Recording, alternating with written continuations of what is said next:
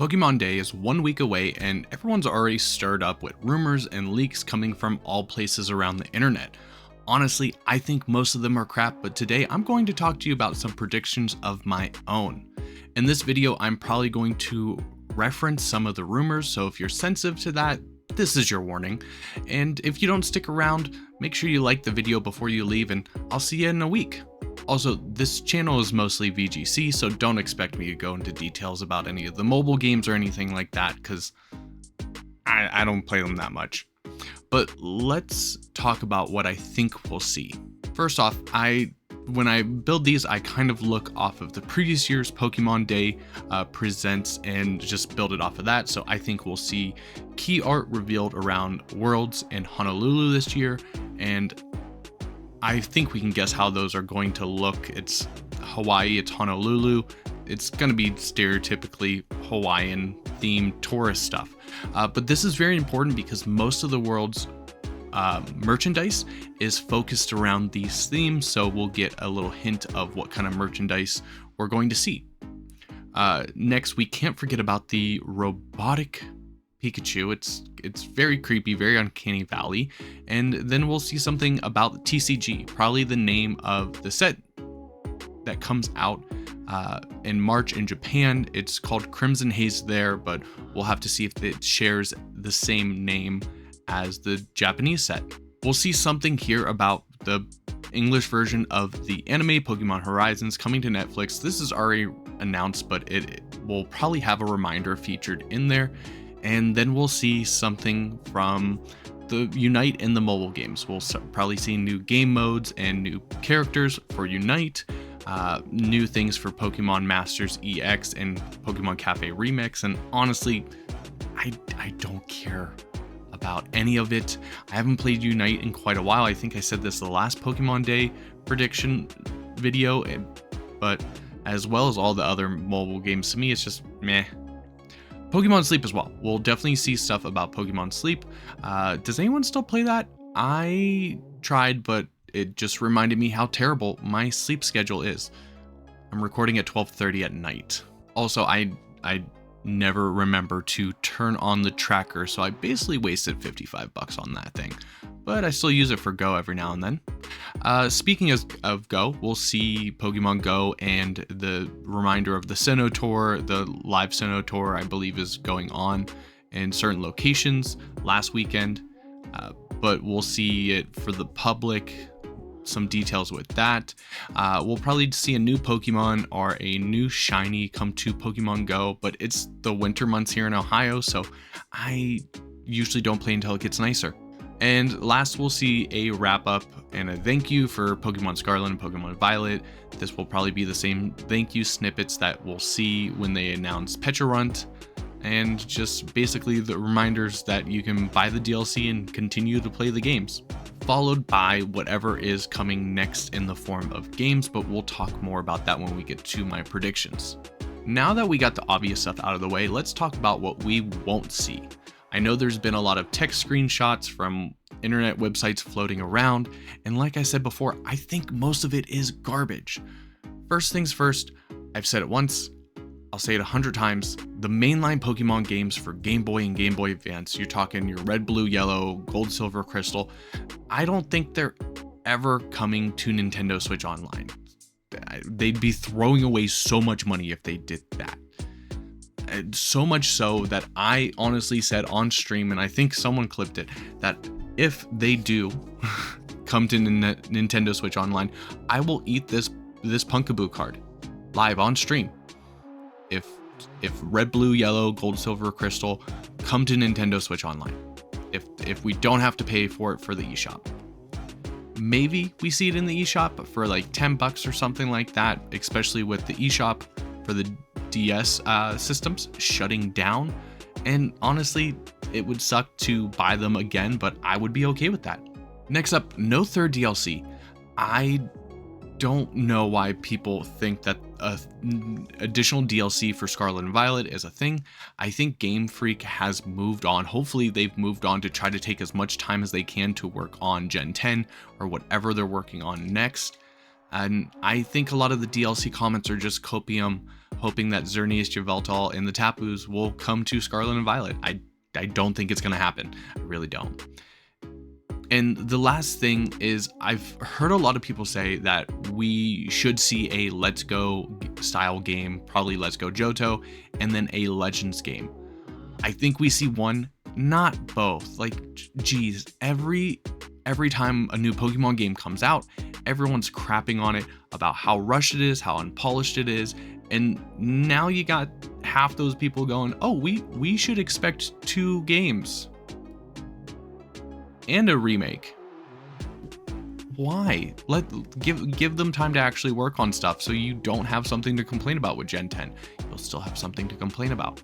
Yeah, I think we see either one of the Let's Go games or one Legends game with the Black and White remakes, not 3 games in the next year. That would be insane. Last, I've heard a lot of people talk about this Gorilla mythical Pokemon. I think it's honestly nonsense. The only way I could see that happening is if one of my predictions is correct. So yeah, I just wanted to shoot that all down real quick. I would like to be wrong on some of this stuff. I would like to not pay for Pokemon Red, Blue, and Yellow again. But I don't think I'm wrong. You can yell at me in the comments. I don't care. Okay, now for the fun part. It's prediction time. This is where the fun is all at least for me. Usually my predictions are pretty modest and semi-realistic, so don't expect anything too wild from calls from me when it comes to predictions for Pokemon Day. But first, let's talk about, once again, the rumored mythical gorilla Pokemon. We haven't seen any data about it, so I don't know why people think it exists. There's been some pictures of a gorilla in the Scarlet and Violet books, or the DLC book that you get in the story, but I don't know how correlated that is. I don't think we see this unless Pokemon movies are back, which I think they will be.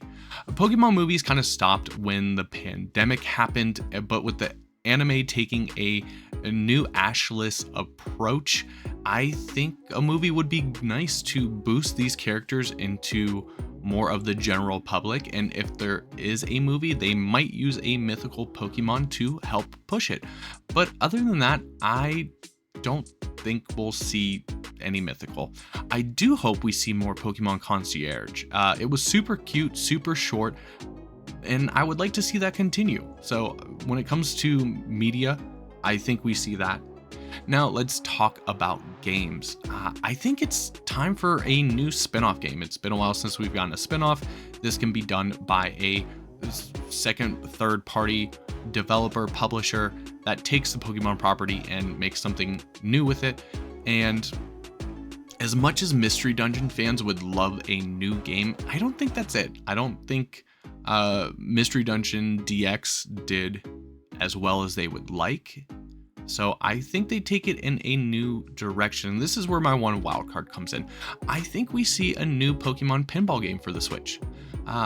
Do kids even know what pinball is anymore? Am I that old? You remember the old pinball game on Windows that you would play when you had no internet, right? Or is it just me? Am I just that old? But anyways, I do think we could see, I wouldn't mind seeing a new Pokemon pinball game. I think it could be something that could be done quickly, could be done cheaply, and I think they also push this by announcing the older pinball games coming to Nintendo Switch Online. Now let's talk about the real games. Of course, we'll see a Black and White remaster. I think they do it the same way as they did with BDSP, so get ready for everyone online to be so excited and positive about that. Yeah, I think when it comes to the missing content from Black and White 2, I think we'll see some of those post-game areas added into the post-game of Black and White 1. But then I think that's about it. I don't know how they're going to handle this, because it is the only Pokemon games with a direct sequel to it. So I do think it's just going to be the Black and White remakes. That's about it. And it will probably be from Ilka again. Once again, everyone online will respond to this in such a kind, positive, receptive manner. But now let's go into the coin flip. As I talked about it before, we're not going to see both a Legends and a Let's Go game. A lot of people think that we should see a Let's Go Johto. There have been some fake images online already, and I, as well as other people, know that they're fake. And I don't think we see a Let's Go Johto game because here's why. From a business standpoint, if they make another Let's Go game, they will have to make another Pokeball Plus. And if they make another Pokeball Plus, that will take away from sales of the Pokemon Go Plus Plus with the sleep tracker, which will not only hurt the sales of that product, which hasn't been out that long, but it would also hurt new people coming and playing Pokemon Sleep, which I don't think they want to do quite yet. So I don't think we'll see another Let's Go game on the Nintendo Switch. If anything, we might see it on the new Switch whenever that comes out to test out the hardware like they did with the first Let's Go games. So I think we're seeing a Legends game, but what story? A lot of people want a Johto and talk about the Burn Tower with Ho-Oh and Celebi. And this does make sense when you think of the Gen 4 connections between Sinnoh and the Johto region, the Sinjo Ruins, for example.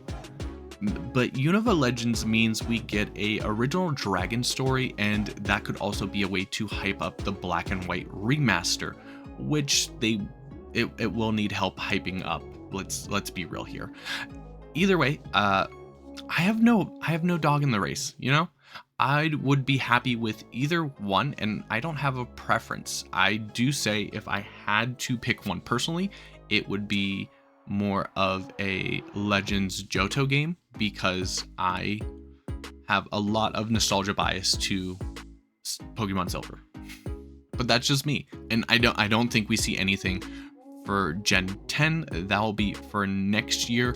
Hopefully, whatever the Switch 2 is, it will have backwards compatibility, because I think if we do see Gen 10, I think it will also go to the original Switch because of its large hardware install base, kind of like how they did with Black and White and Black and White 2, where I believe Black and White 2 came out after the 3DS did. I'm not certain about my dates on that one.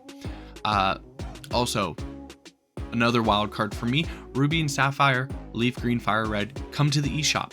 Maybe not all at the same time, but I think they'll do this because if they do the Red, Blue, Yellow, Gold, Silver, Crystal, they'll hear people complain that these games used to be on the DS and blah, blah, blah, blah, blah. So instead of dealing with that conversation, they might just go to the Game Boy Advance games, Ruby, Sapphire, Emerald, Leaf Green, and Fire Red. I think if they do that, they'll be 15 to 20 bucks a piece, which people will be mad about that because the other games on the DS were 10. Either way, someone's going to be upset. But that's all for my predictions. Maybe we'll see a new mobile game I'll play for a month and then never touch it again. But what do you think? Will I have to eat a Pokemon card? What are your predictions? Let me know in the comments down below, and don't forget to like and subscribe. But that's all for today. Hopefully I will be streaming some VGC stuff throughout the week, and my Pokemon Day recap and reaction will be later on in that day, probably maybe even the next day, because I have a kid and a day job. But until then, we'll see everyone later.